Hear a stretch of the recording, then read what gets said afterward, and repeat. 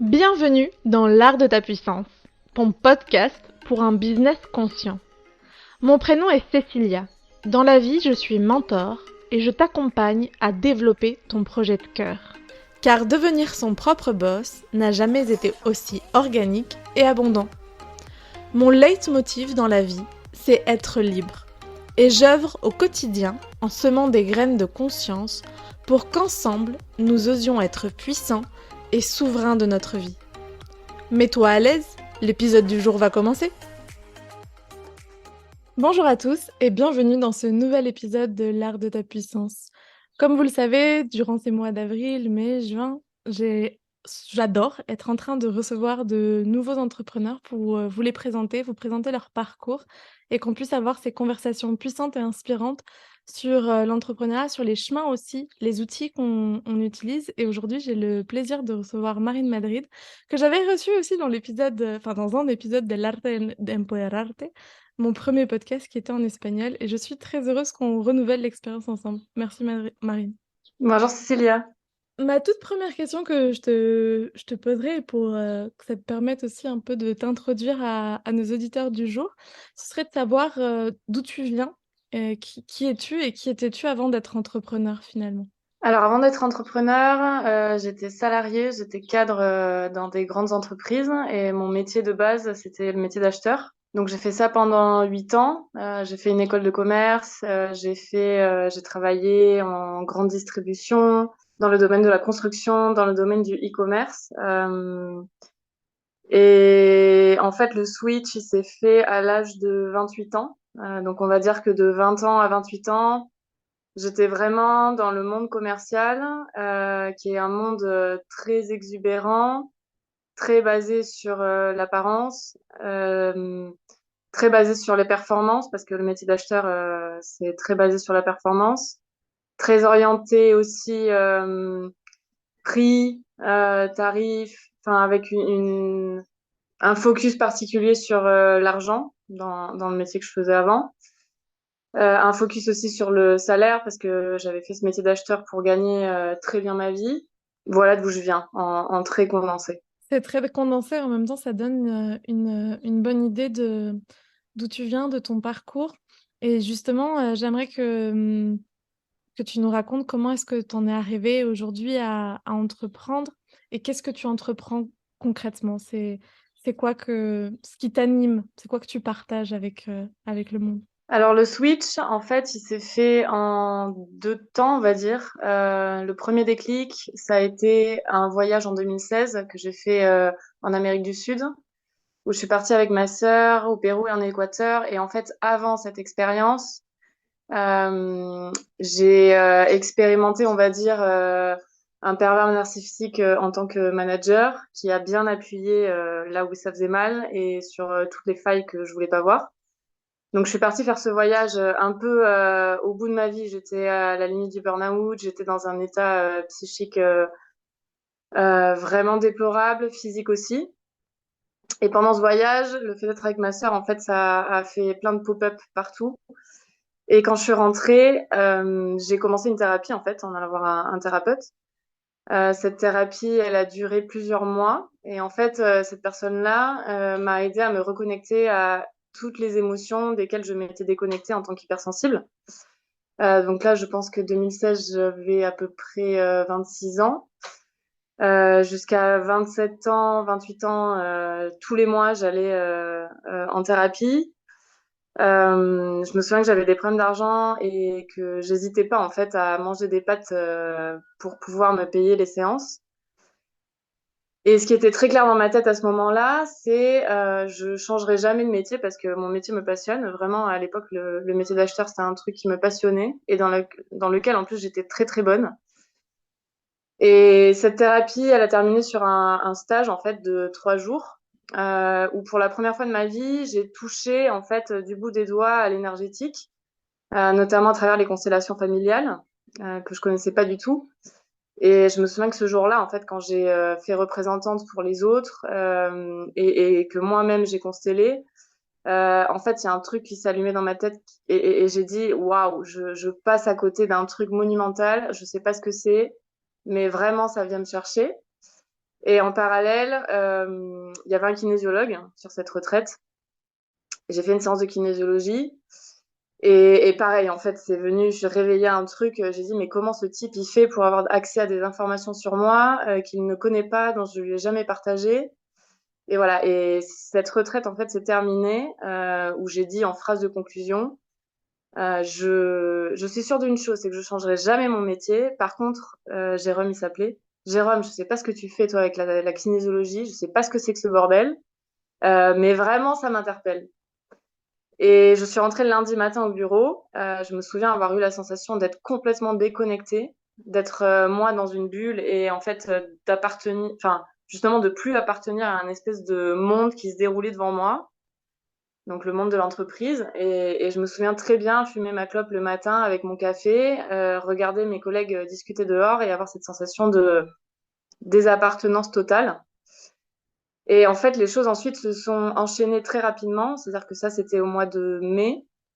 Je crois que 15 jours après, il y avait une journée porte ouverte d'une école de kinésiologie sur Bordeaux, où j'ai été complètement par curiosité.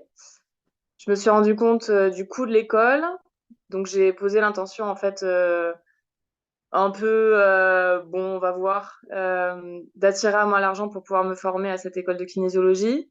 15 jours après, j'ai quelqu'un qui vient me chasser sur LinkedIn et moi, en fait, je négocie un salaire énorme, complètement exubérant. Le mec accepte. Donc, je change d'entreprise avec ce salaire complètement exubérant en me disant, bah, je vais faire 2, 3 ans. Je le prends comme un taf alimentaire. En même temps, je me forme à la kinésio. Et puis ça s'est pas du tout passé comme ça, parce qu'entre-temps, aussi complètement par hasard, je me forme au Reiki. Et en fait, le Reiki, ça a eu un avant-après, c'est-à-dire que j'ai débarqué dans cette formation sans jamais avoir entendu parler d'entité, d'énergie, d'amérante, et en fait, l'initiation qu'on fait pendant le Reiki, on enlève l'espèce de bouchon qui est au niveau du chakra coronal pour en fait ouvrir et sentir. Et du jour au lendemain, je me suis mis à sentir ben, tout, c'est-à-dire à avoir des visions du futur, à sentir les amérantes, à parler avec elles, à soigner avec mes mains. En fait, j'ai reconnecté absolument à 100% de mon potentiel en l'espace de 48 heures. Euh, à ça, s'est ajouté la formation de kinésiologie et plus en fait cette part de moi grandissait, plus mon métier d'acheteur n'avait absolument aucun sens. D'autant plus que je le faisais dans une entreprise que je recommande à personne et que je ne citerai pas, mais c'était vraiment, on m'a envoyé en fait dans la pire des boîtes pour exercer mon métier, pour qu'en fait au bout de 6 mois, je mette un terme à ma période d'essai de CDI et que je parte et que je me lance. Donc ça, c'était en mai 2018. Et ce qui est assez fou, en fait, c'est que toute ma vie, j'ai dit que je serais jamais, jamais entrepreneur. Et mai 2018, je me souviens, je ferme la porte de ce bureau, je suis au chômage, je ne suis plus salariée et j'ai la vie devant moi et une idée de ce que je veux faire, c'est-à-dire kinésiologue, mais en même temps, c'était pas tout à fait clair. C'est hyper intéressant. Moi, je me rappelle, quand j'étais toute jeune, mon beau-père voyait énormément de potentiel en moi et surtout voyait que j'arriverais certainement jamais à m'adapter au monde du salariat, ce qui a été réellement le cas. Que ce potentiel d'être libre et de grands besoins de liberté, de grands besoins de leadership, tout ça, que ça correspondait énormément à la voie de l'entrepreneuriat, ou enfin en tout cas d'être son propre patron. Et je me rappelle que moi, à l'époque anticapitaliste que j'étais, pour moi, je voyais, j'étais Marx, tu vois. Un peu, j'ai fait une fac d'éco à la fac de Bordeaux où il y a un côté très altermondialiste, critique du monde, de la société telle qu'elle est. Et j'étais, ah non, de toute façon, les patrons, c'est que c'est que des enfoirés. Et je me rappelle que mon beau-père me partageait au quotidien, mais tu sais, être patron, c'est aussi prendre des décisions, bla bla. Et puis regarde, tu peux le faire de manière éthique, tu peux le faire en voulant être là pour ceux qui travaillent avec toi et pas pour toi. Et actuellement, j'ai l'ambition d'être quelqu'un qui euh, collabore, co-crée avec des personnes autour de moi ce projet de Kaluna. Et si je l'avais dit à la petite Cécilia de 18-20 ans qui pensait que le monde de l'entrepreneuriat c'était un monde de pourris, et ben, je pense que on se marrerait bien.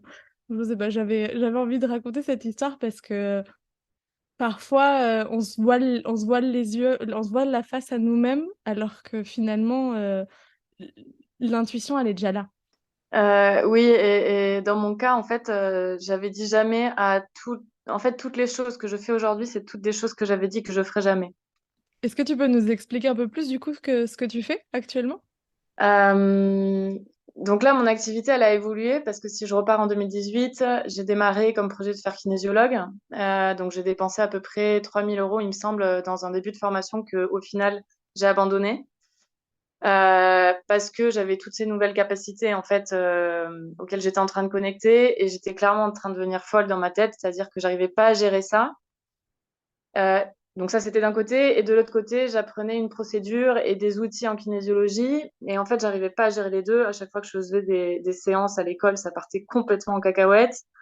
Je voyais bien que je faisais des trucs complètement différents des autres étudiants. Et, et en même temps, à la suite de plein d'intuitions, en fait, j'ai senti vraiment l'appel de l'Amérique du Sud. Donc, j'ai pris la décision, en fait. Donc, je remets le contexte. Je prends la décision de laisser ma vie de salarié alors que j'avais dit que jamais je ferais ça. Je me retrouve au chômage. Je crois qu'à ce moment-là, j'avais 5 000 euros d'économie ou 3 000, je sais plus, mais pas énorme. J'avais déjà dépensé 3 000 dans une école de kinésiologie en me disant c'est mon projet de reconversion. Donc j'ai laissé le salariat pour m'orienter là-dessus. Et je décide de tout arrêter. J'achète un billet d'avion du jour au lendemain pour partir au Pérou sans billet retour. Donc léger stress, mais je sentais en même temps à l'intérieur de moi que c'était tellement juste en fait que même si ça n'avait aucun sens sur le papier, c'était vraiment quelque chose que je sentais au fond de mes tripes. Et en fait, c'est vraiment pendant ce voyage que j'ai connecté, on va dire, à, je sais pas trop comment l'appeler, mais la part vraiment chamanique, en fait, qu'il y a en moi. C'est là-bas aussi où j'ai reçu, en fait, plein d'enseignements et où j'ai commencé aussi ce parcours d'autodidacte. Parce que ce que je fais aujourd'hui, il y a beaucoup de gens qui se sont formés ou qui ont eu des maîtres ou qui ont eu voilà, des enseignants. Et moi, en fait, la spécificité de mon parcours dans ce que je fais, c'est que il y a jamais personne qui m'a appris, c'est moi qui me suis appris toute seule en autodidacte. Donc pendant plusieurs années, en fait, j'ai orienté sur la libération émotionnelle, c'est-à-dire euh, aider chaque personne à libérer toutes les émotions qui sont engrangées depuis qu'on est petit et qui font que on a des schémas de fonctionnement, des blocages, des maux physiques, etc., qui nous empêchent de vivre pleinement notre vie aujourd'hui et d'être dans notre plein potentiel. Sauf qu'en fait, je me suis rapidement rendu compte que ça me pompait énormément d'énergie de faire la thérapeute, que ça m'intéressait pas tant que ça d'écouter les problématiques des autres. Et qu'en fait, moi, vraiment, ma valeur ajoutée, c'était d'aller un peu en mode bourrine et en mode bulldozer, d'aller chercher le problème au fond, de tout arracher et de tout bien remettre. Euh, Sauf que tout le monde n'est pas OK avec cette manière de faire. Il y a des gens qui ont besoin de temps, il y a qui ont besoin d'espace d'écoute. Voilà. Et moi, tout ça, en fait, je pense que j'ai un petit côté Asperger autiste, j'en sais rien, mais moi, c'était pas possible. Donc, j'ai fait évoluer, en fait, cette activité de thérapeute en soins chamaniques et en orientant beaucoup plus sur l'aspect énergétique. Parce qu'aujourd'hui, en fait, il y a 5 niveaux de thérapie. Il y a le physique, donc ça va être l'ostéopathe, le kiné, etc., la médecine, on va dire, traditionnelle. L'émotionnel, le mental, donc ça, c'est ce que je faisais, en fait, travailler sur le plan émotionnel et mental. Après, il y a l'aspect énergétique. Après, il y a l'aspect au niveau des ancêtres. Et puis l'aspect karmique. Et aujourd'hui, en fait, moi, je me focus plus sur l'aspect énergétique. C'est intéressant de voir ce parcours et aussi de comprendre comme en tant qu'entrepreneur, en tant que thérapeute, enfin, peu importe la casquette qu'on se met derrière cet entrepreneuriat, finalement, c'est comment est-ce qu'on trouve ce qui est le plus juste pour nous et le plus en accord avec notre propre énergie.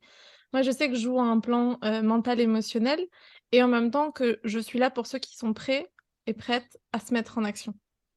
Et j'ai pas l'énergie, j'ai pas l'espace d'accompagner et des personnes en pleine reconversion professionnelle, par exemple, en plein doute, en burn-out. Ça, c'est pas moi.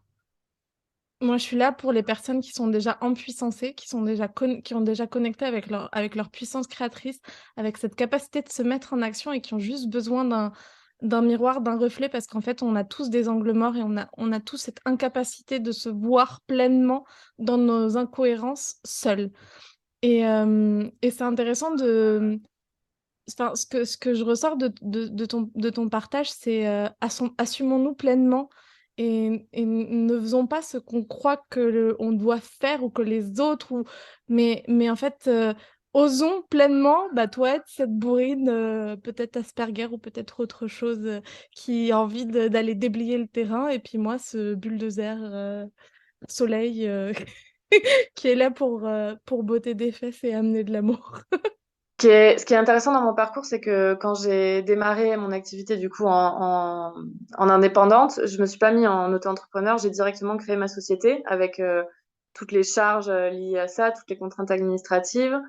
Et en fait, j'ai appelé cette société Yo Soy. Yo Soy en espagnol, ça veut dire je suis. Et cette société, elle a fait de 2018 à 2021, un truc comme ça, donc 3 années. Et en fait, ces 3 années-là, euh, je me suis rendu compte que Yosoy, en fait, c'était d'abord pour moi. C'est-à-dire qu'à la base, j'avais créé ce nom pour les autres, mais en fait, c'était vraiment Yosoy, je suis. Je me suis, moi, reconnectée à qui je suis à travers cette entreprise et à travers ces 3 années d'activité. Et en fait, je pense que j'aurais pas pu arriver à ce que je fais aujourd'hui sans avoir ces 3 années à accompagner les gens sur l'aspect émotionnel et mental. Parce que je crois vraiment que quand on est thérapeute, au-delà d'aider l'autre, c'est vraiment nous qu'on soigne. Et de toute façon, ça se voit à travers les clients qu'on attire. Chaque thérapeute attire des clients qui vibrent quelque part avec une expérience qu'on a vécue. Donc voilà, je pense que ces 3 années d'activité qui n'étaient pas forcément ma place ont été par contre ultra nécessaires pour que moi, aujourd'hui, je me sente à ma place. Ouais, ça résonne fortement pour moi. Quels apprentissages as-tu vécu ces dernières années, et si tu devais justement en retirer des clés à partager actuellement? Alors, le premier apprentissage, c'est que clairement, ma boîte a mis la clé sous la porte, ou moi j'ai mis la clé sous la porte. Enfin, en tout cas, financièrement, ça n'a pas fonctionné. Donc, le premier apprentissage, c'est l'apprentissage de la faillite. Et ça, en fait, c'est hyper important, je crois, parce que ce qui nous bloque tous à monter une entreprise, c'est la peur de la faillite. Et moi, j'ai du coup fermé une boîte qui n'a pas fonctionné et je suis pas morte. Et je suis toujours vivante et je continue encore d'être à mon compte. Et c'est comme si du coup j'avais vraiment expérimenté ce qui fait le plus peur. Parce que du coup je suis passée je sais plus comment on appelle ça, mais devant un juge, voilà toute la procédure judiciaire pour fermer une boîte quoi. J'avais 7 000 euros de dette, j'avais des courriers recommandés de mise en demeure. Enfin voilà le truc vraiment. Euh, Moi, c'était ma plus grande peur. En plus, l'administratif français. Et j'ai vraiment affronté ce truc-là et je me suis dit, ah oui, bah en fait, on n'en meurt pas et voilà, c'est OK. Donc ça, c'est le premier apprentissage. Et ensuite, en fermant cette entreprise, je me suis demandé s'il y avait des choses en fait que j'aurais fait différemment. Et puis je me suis rendu compte que je n'aurais rien changé à tout ce que j'ai fait, c'est-à-dire depuis le début, en fait, je suis guidée par le cœur, par mon élan, peu importe si c'est raisonnable ou non d'un point de vue entrepreneuriat. Euh, et ça, je le changerai pas. C'est-à-dire que j'aurais pu me mettre à travailler 40 heures par semaine, 50 heures par semaine, comme le font la plupart des entrepreneurs, mais c'est pas ce que je faisais. J'aurais pu prendre une formation pour animer les réseaux sociaux, pour faire de la com sur les réseaux sociaux, sauf que c'était pas aligné avec moi, donc je l'ai pas fait. J'aurais pu être un peu plus insistante sur les prises de rendez-vous avec les potentielles personnes qui venaient me voir. Mais comme c'était important pour moi de laisser le libre arbitre à chaque client, ben je le faisais pas. Donc du coup, je perdais potentiellement des rendez-vous et du chiffre d'affaires. Mais pour moi, c'était plus important en fait la valeur que j'accordais, ma posture vis-à-vis de la thérapie que le chiffre d'affaires potentiel à la fin du mois. J'ai fait un peu l'opposé de ce qu'on dit de faire quand on est entrepreneur. Ça n'a pas fonctionné, mais si c'était à refaire, je le referais et encore plus.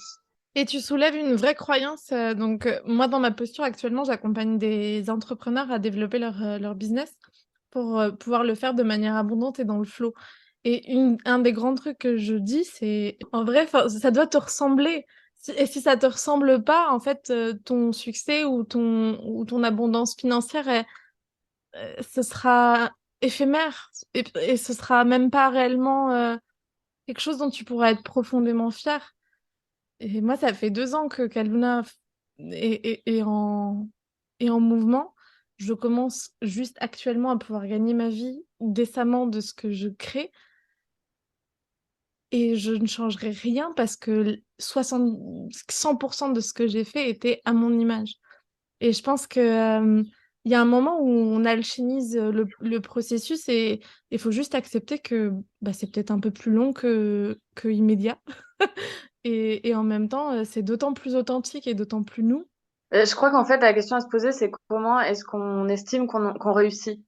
Où est-ce qu'on met la définition de la réussite? Il y a énormément de gens, parce que c'est la société qui dit ça, qui mettent la réussite dans combien je gagne par mois. Et si je gagne bien ma vie, c'est que j'ai réussi mon activité. Mais pour moi, en fait, c'est ce que tu dis. Pour moi, la réussite, c'est est-ce que mon activité, elle me correspond à 100%? Est-ce que dans la manière dont je communique et la manière dont je me montre, est-ce que c'est un personnage que je joue ou est-ce que c'est moi authentique?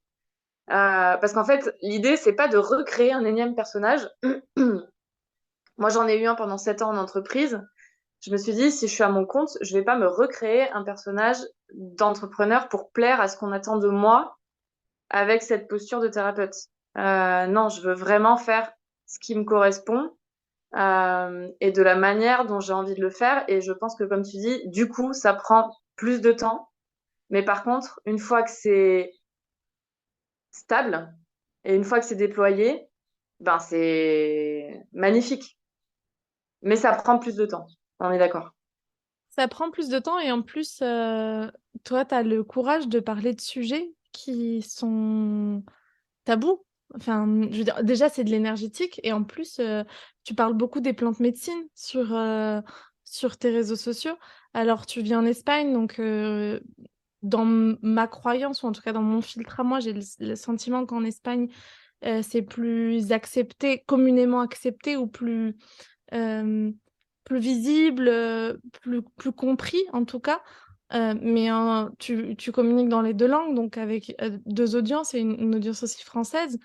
La médecine du tabac et du râpé peut en faire exploser des cervelles, mais en plus, tu parles d'ayahuasca, tu parles de bouffo, tu parles de médecine que je respecte énormément, avec lesquelles j'ai aussi pu connecter en étant moi au Pérou. Et, et en même temps, qui ont une vraie sagesse, qui ont une vraie profondeur et qui, parce que justement, il y a cette sagesse et cette profondeur à nous montrer tout ce qu'on n'a pas envie exactement de voir, et qui effraie profondément. Donc déjà, je voulais te dire merci. Merci de porter le message de ces médecines sacrées parce que c'est important qu'on en parle, qu'on les diffuse et qu'on les diffuse avec un message juste, pas de la course à l'ego, à, euh, à la guérison instantanée, mais vraiment en fait à la connexion à son soi profond. Euh, Enfin, moi, tu es quelqu'un que je prends beaucoup de plaisir à suivre sur les réseaux sociaux, à ta manière à toi, parce que justement, il y a beaucoup d'authenticité et un vrai message en puissançant et en puissancé de l'utilisation de ces médecines. Donc déjà, merci beaucoup pour ça. Et peut-être, je ne sais pas si j'aurais envie d'écouter ton parcours ou des sagesses que tu auras envie de nous transmettre sur Qu'est-ce que t'as...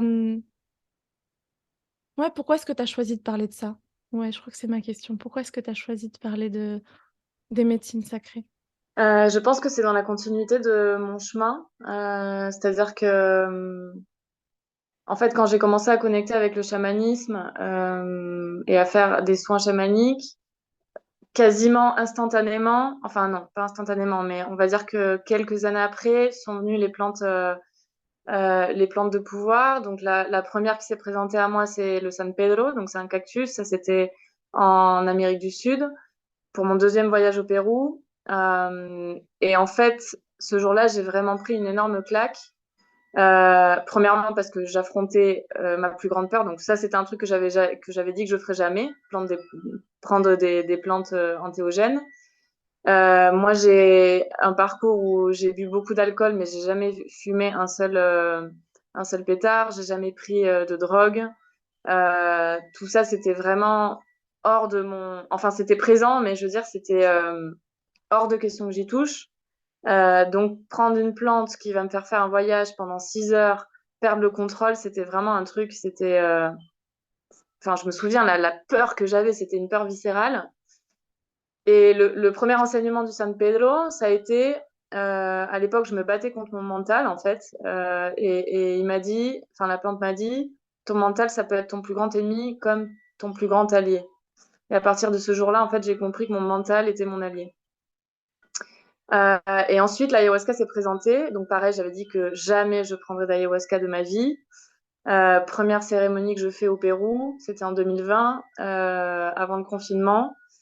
Pareil, une peur viscérale avant de boire. Et je me souviens que juste après la cérémonie, j'ai dit, waouh, je veux travailler avec cette médecine toute ma vie, quoi. Et en fait,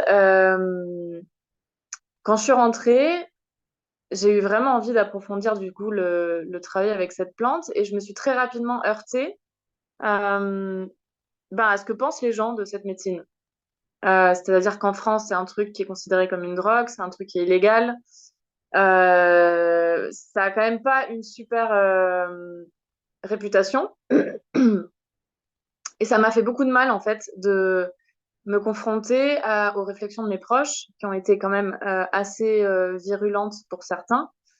Euh, et je me suis dit, mais c'est pas possible, en fait, que moi, j'ai cette expérience extraordinaire avec une médecine, ce que je considère comme une médecine, et que énormément de gens autour de moi soient effrayés, plein de jugements et des jugements vraiment durs envers moi pour travailler avec ça. Et donc, j'ai vraiment ressenti le besoin d'expliquer et de mettre du sens et de redonner en fait sa place à une médecine ancestrale qui aujourd'hui est c'est pas qu'elle est mal vue, c'est qu'elle est mal comprise. Et donc je pense que c'est parti de là en fait, d'un besoin vraiment profond chez moi de justification en fait. Je pense qu'à la base c'est ça. Et ensuite une vraie passion en fait pour ces médecines parce que j'avance sur ce chemin-là et plus je trouve ça extraordinaire ce que ça apporte, enfin ce que ça m'apporte et ce que ça apporte aux personnes que je côtoie. Et il y a aussi une dimension, je pense, multiculturelle, éthique, où en fait, je sais qu'un de mes rôles, c'est de faire le pont entre l'Occident et l'Amérique du Sud. Et parler de ces médecines, en fait, c'est aussi redonner la place aux communautés indigènes qui travaillent avec ces médecines. C'est redonner quelque part la place à un savoir ancestral qui est utilisé depuis des milliers d'années. Euh, et c'est pas que eux, ils vont nous sauver, parce qu'on peut avoir tendance à croire ça. C'est pas les indigènes qui vont nous sauver, mais je pense que ce qui va sauver l'humanité, en fait, c'est les connexions et les ponts qu'on va créer ensemble, parce qu'on a chacun quelque chose à s'apporter. Donc communiquer sur ces médecines, c'est aussi leur donner une place à eux, euh, et puis donner du sens aussi aux autres. Et puis je crois qu'aussi un de mes rôles, c'est de faire l'interprète, ou en tout cas, je me sens vraiment un outil de la plante et je plante des graines chez tout le monde et voilà, et ces graines, elles germent, mais je me sens vraiment comme je sais pas si le mot c'est prophète, mais voilà, moi je plante des graines d'ayahuasca chez tout le monde. Dans mon cercle à moi, personnel, de gens peut-être un peu très perchés, et très connectés avec justement ces plantes et avec cette capacité. Enfin, en fait, je suis pas si confrontée que ça à la peur. En tout cas, pas avec les gens dont j'en parle. Et au contraire, moi, je vois beaucoup d'addictions et de transposition d'un outil où on... Parce que finalement, pour moi, ces plantes-là, c'est des outils de connexion à soi. Et c'est des outils qui nous permettent d'aller connecter avec notre incarnation, avec notre vérité, avec notre être, et de nous débarrasser de toutes ces couches mentales, ces couches égotiques. Et franchement, c'est génial. C'est douloureux. Si vous en avez un petit peu, si vous avez de l'appréhension, continuez d'avoir de l'appréhension parce que profondément, ça montre des parts de soi où faut être bien ancré pour aller les voir. Et en même temps, j'avais aussi envie de passer ce message avec toi aujourd'hui si jamais les plantes médecines sont ton petit dada, pose-toi aussi la question depuis quel espace tu es en train de connecter avec ça et pourquoi? Et qu'est-ce que tu as envie de nourrir à l'intérieur de toi? Parce que ces plantes-là, elles doivent juste être là pour te révéler, te donner les outils. Et les outils, c'est toi. Donc, à long terme, régulièrement, dans ma compréhension des choses, et même pour le cacao, qui est une plante que je partage au quotidien, je vois pas l'utilité d'en faire autant usage parfois. Merci de mettre ce sujet parce que je crois que, comme avec toute chose, ces plantes-là, ça reste des outils. Alors, il y a le côté vraiment sacré qu'on ne peut pas leur enlever et il y a le côté outil. Et moi, je dis souvent, en fait, là où t'amènes l'ayahuasca, tu vas arriver à la même chose avec d'autres chemins. La respiration holotropique, la méditation, le vipassana. Il y a plein de chemins pour arriver au même endroit, sauf qu'avec l'ayahuasca, ça va plus vite. Donc, vu que moi, je suis bourrine et que je suis pas patiente, bon, bah, c'est un outil qui me va parfaitement. Mais il y a d'autres personnes auxquelles ça va pas forcément convenir. Et je crois qu'en fait, le risque, comme avec chaque outil, euh, en fait, c'est pas tant la dépendance à la substance, parce qu'il n'y a pas de dépendance à la DMT. Par contre, c'est de rentrer euh, dans la fuite du monde réel. Et en fait, pour moi, c'est vraiment la blessure d'incarnation qui vient derrière. C'est-à-dire les voyages qu'on fait avec l'ayahuasca, ou en tout cas, je vais plutôt appeler ça les états de conscience modifiés auxquels on a accès avec ces plantes, sont tellement incroyables et nous font tellement connecter avec cette sensation d'unité dont on est coupé vu qu'on est dans un monde de matière, que il peut y avoir ce mécanisme de fuite de oh, je veux absolument reconnecter avec ça. Euh, et pour moi, c'est là où il y a le risque de dépendance. Plus à ces états qui sont accessibles sans la plante. Parce que, en fait, ça fait partie de notre nature. Mais la plante, elle nous donne accès à ça de manière tellement facile qu'en fait, voilà, on repart faire des cérémonies. Et en fait, on est dans une fuite de l'incarnation et on n'accepte pas d'être pleinement vivant ici, ressentir dans notre corps, ressentir autant la douleur que la joie, que l'amour. Voilà, donc moi, le bémol en tout cas que je mets là-dessus. Et c'est très justement dit. Et quand tu parles justement de ces méthodes, enfin du coup de ces outils qui vont en force, enfin en tout cas qui je crois que dans le podcast en espagnol, on avait parlé de justement du fait que on ressentait que l'ayahuasca avait une énergie très masculine et donc dans ce processus de guérison, arriver avec cette énergie très de allez, ancre-toi, vas-y, regarde tout. Si t'as pas envie de regarder, regarde-le quand même. Et puis dépatouille-toi avec tout ça. Et, et en même temps, je sens que c'est aussi pour ça que sont arrivés les protocoles en microdosage, Il y en a à peu près de toutes substances qui sont arrivées il y a très longtemps. Ça a commencé avec les champignons, il me semble, il y a une dizaine ou une quinzaine d'années. Et maintenant, on commence à retrouver des protocoles de microdosage pour se libérer d'addiction, par exemple, avec l'ayahuasca. Et, euh, et je trouve ça très intéressant. J'ai pas encore de grande opinion là-dessus, à part que moi-même, c'est des protocoles que je pratique avec le cacao et que je propose dans des routines entrepreneuriales pour amener douceur, amour, bienveillance, reconnexion au corps et au cœur, qui est pour moi la médecine du cacao. Est-ce que tu aurais quelque chose à nous partager là-dessus par rapport à d'autres plantes qui sont plus masculines et quelle opinion ou quel apprentissage as-tu sur ces utilisations en microdosage? Alors, microdosage aujourd'hui, j'ai fait avec l'ayahuasca. J'ai pas fait dans mon quotidien, j'ai fait l'ayahuasca en cérémonie. Donc, c'est-à-dire au lieu de boire en fait la plante, je m'en mettais juste sur les gencives. Donc quand on ingère la plante, ça part dans le système digestif, donc ça dure longtemps et il faut le temps au corps d'ingérer. Quand on met sur les gencives, ça part directement dans le système sanguin et donc l'effet immédiat. Et moi, ça m'a appelé parce que en fait, c'était à une époque où sur les retraites, je faisais la cuisine, donc j'avais pas la possibilité de faire des tomates intenses parce qu'il fallait que je me lève à 7 heures du matin pour tout préparer. Donc j'ai testé comme ça en microdosage. Et ça m'a permis de me rendre compte qu'en fait, euh, je faisais alors pas les mêmes processus, mais en tout cas, je faisais des processus assez profonds sans prendre la plante. C'est-à-dire juste en me connectant au champ énergétique de la cérémonie, en me connectant au champ énergétique de la plante, et moi, en me forçant à me mettre en état de conscience modifié par moi-même, avec juste un tout petit peu d'aide. En fait, je faisais vraiment des voyages assez incroyables et c'est là où je me suis dit que le corps humain et la nature humaine étaient quand même magiques. Donc ça, c'est la première chose. Après, j'ai expérimenté le microdosage de Kambo. Donc Kambo, c'est le venin d'une grenouille. Donc j'en parle dans mon podcast en fait où j'explique tout Kambo, donc je vais pas l'expliquer là. Mais on va dire que le microdosage de Kambo, ça m'a apporté un travail beaucoup plus subtil et énergétique que, que ce que peut être une session de Kambo normale, c'est-à-dire vomir.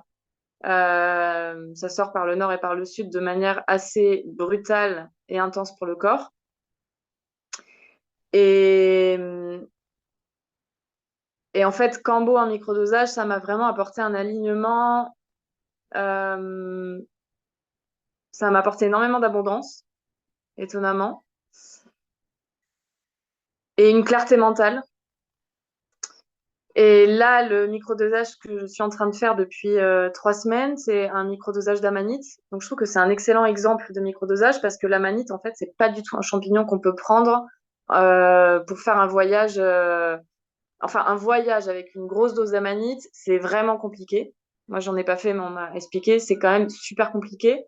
Donc, c'est vraiment une médecine qui est intéressante qu'en microdosage.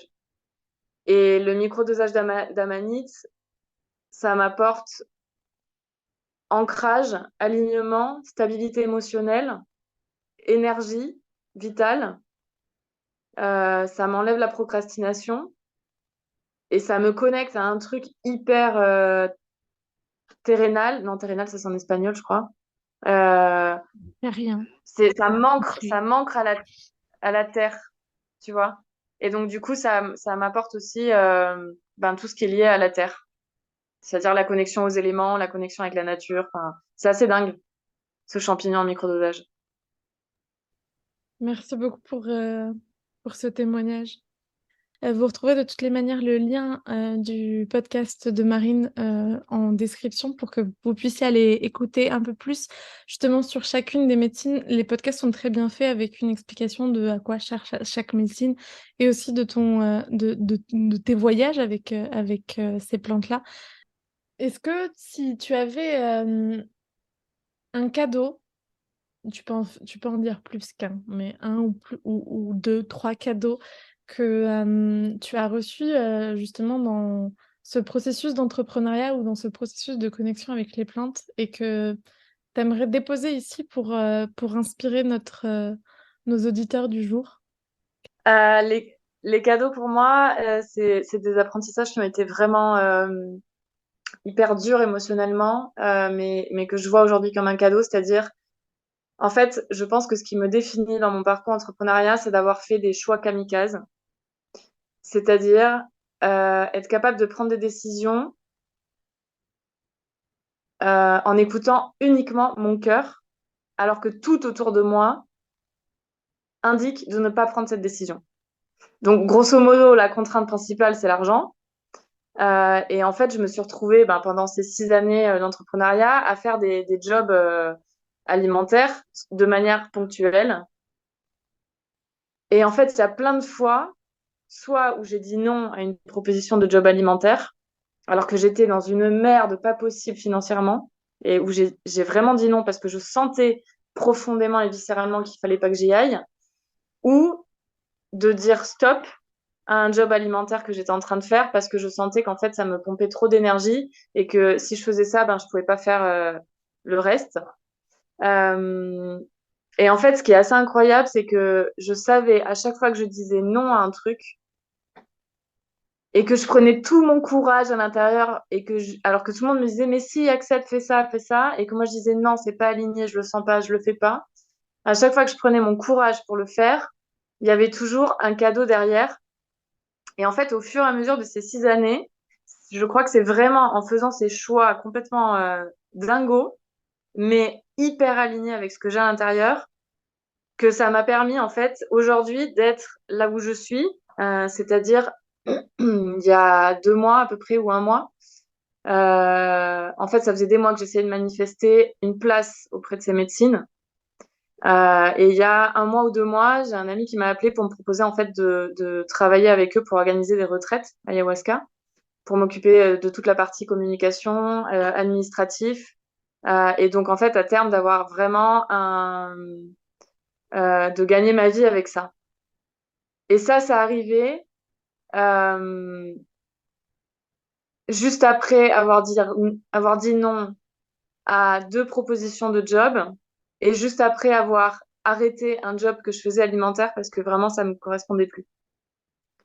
Donc, je crois vraiment, en fait, là, ce que j'ai vraiment envie de faire passer, c'est avoir le courage de faire des choix courageux. Ça ouvre des portes et ça permet d'être pleinement à notre place. Et je pense que plus notre place est belle, enfin, plus notre place est unique ou est spéciale, enfin, j'ai pas envie de mettre de...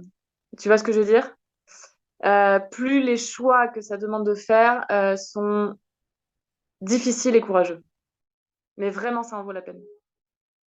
Je suis totalement d'accord avec toi. Quand j'ai pesé le pour, le contre de est-ce que je reste vivre dans les Landes ou est-ce que je pars vivre aux Canaries, pour moi, il était impossible de passer un autre hiver au froid. C'était inconcevable. Mon corps avait trop souffert. Enfin, voilà, et mon corps a besoin de chaud. Et, euh, et ça m'a donné tellement le vertige. Et je me rappelle en arrivant, en revenant aux Canaries en novembre, j'étais là, ok.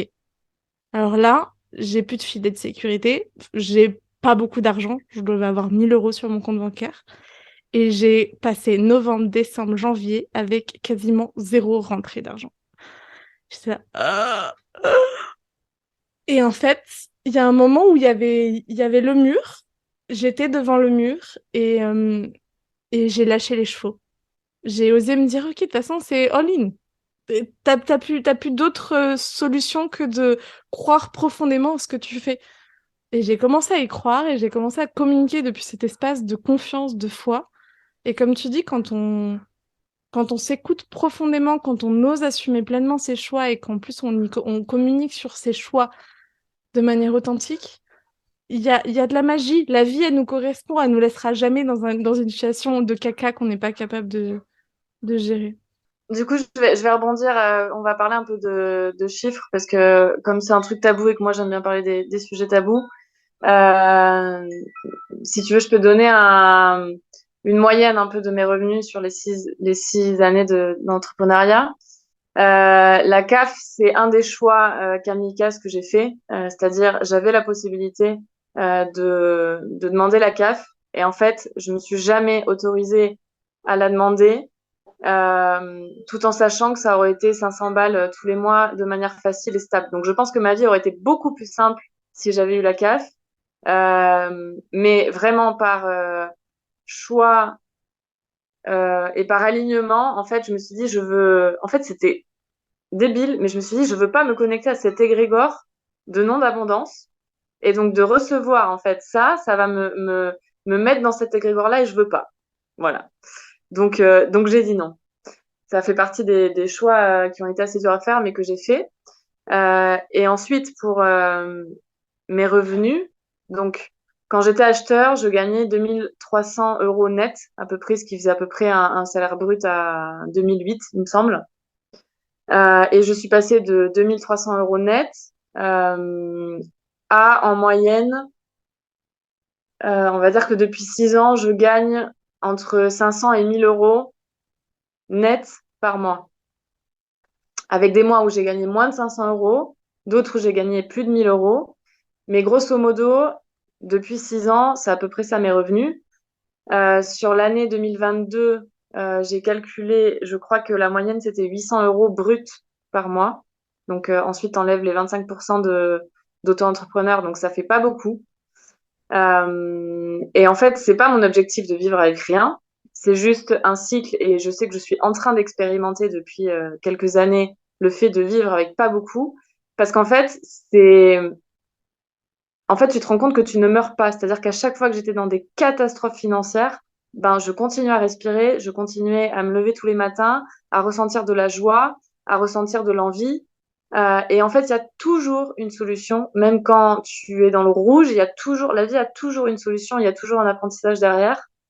Euh, et voilà, je sais que là, à partir de juin, ça devrait se débloquer parce qu'il y a aussi des planètes qui tournent autour de notre tête qui influent énormément le sujet de l'abondance.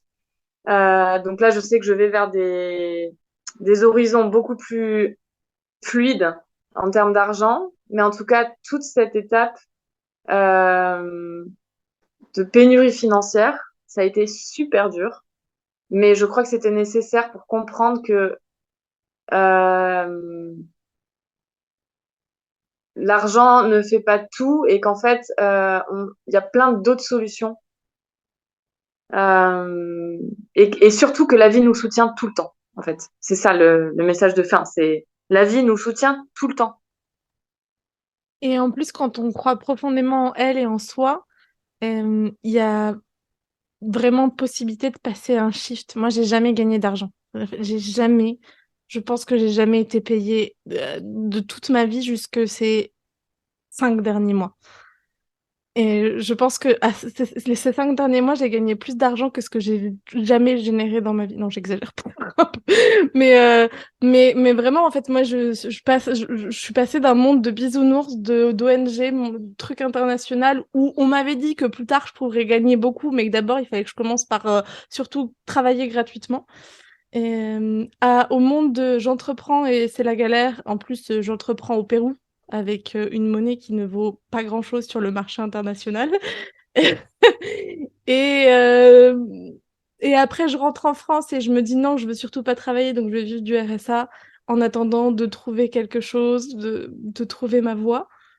Et je le partageais dans un podcast il y a pas longtemps. Et ces 3 derniers mois, j'ai fait mon chiffre d'affaires de 2022. Et je le Wow. partage juste depuis l'espace de vraiment quand on croit profondément en ce qu'on fait et qu'on le fait parce que ça fait sens à l'intérieur de nous, il y a vraiment quelque chose qui peut s'alchimiser et bien plus rapidement que ce qu'on s'imagine. Donc c'est beau qu'on puisse parler d'argent aussi librement parce que c'est important de lever ce voile et de lever cette culpabilité. Si tu nous écoutes encore actuellement et que tu te dis, ah ouais, moi aussi je gagne pas encore énormément, c'est ok. Parce qu'il y a des choses que tu comprendras, t'apprendras, t'alchimiseras, et puis le moment où ce sera juste pour toi, et tu pourras pleinement blossom, éclore. Et, Et ton moment est en train de venir, et comme l'a dit Marine, et comme le disent beaucoup, beaucoup de maîtres, tu ne mourras pas de manque d'argent. Vraiment pas. Merci Marine pour ce partage, c'était vraiment chouette. Bah, Euh, merci à toi d'avoir créé cet espace.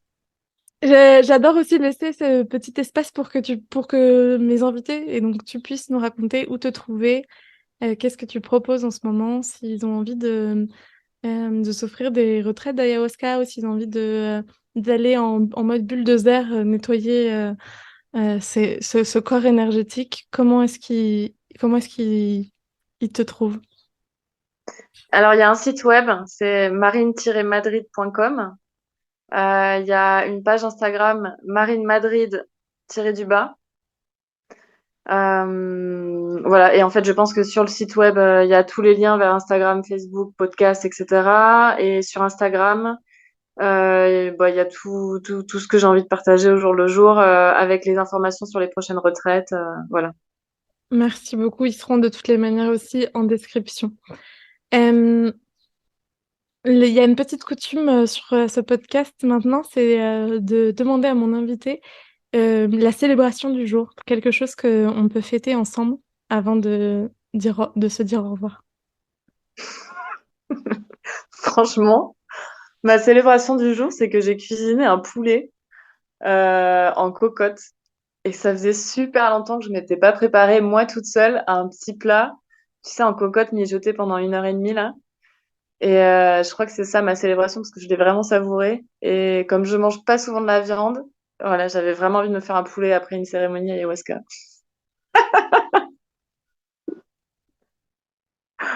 J'adore comme quoi, de toutes les manières, toutes les célébrations, enfin, tout ce qui nous provoque de la joie, il n'y a pas de jugement à avoir dessus, il y a juste à accueillir. On peut faire des cérémonies d'ayahuasca, être profondément connecté à soi, à ses corps énergétiques et manger et kiffer se cuisiner un bon poulet. J'adore, vraiment. Après, moi, si tu me montres sur la bouffe, mais enfin, en tout cas, voilà, la célébration du jour, c'était vraiment ça. Non, mais ça me paraît hyper juste, donc merci beaucoup de la partager avec nous.